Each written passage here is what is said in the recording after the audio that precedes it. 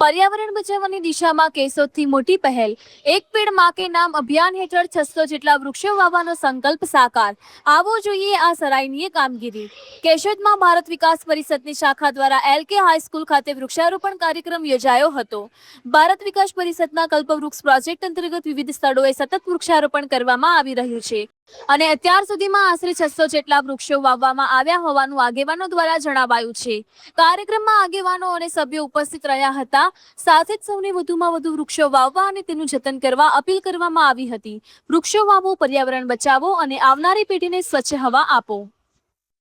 આજ રોજ તારીખ 18/7/2026 ના રોજ એનજીઓ ભારત વિકાસ પરિષદ તેમજ મસ્કતના શિવ ભક્ત દાતા દ્વારા સરકારી એલકે હાઈસ્કૂલ ખાતે વૃક્ષારોપણ કરવામાં આવ્યું, જેમાં દેશી કુળના ઝાડવા લીમડો, પીપળો, વડલો, બીલીપત્ર અને આસોપાલવનું વૃક્ષારોપણ કરી અને અમે ખૂબ આનંદ અનુભવીએ છીએ। આ વૃક્ષો છે જે શાળા કક્ષાએ સ્થાપેલા હોવાથી વિદ્યાર્થીઓને પણ ખૂબ છાયો આપશે અને શાળાની પણ શોભા વધારશે।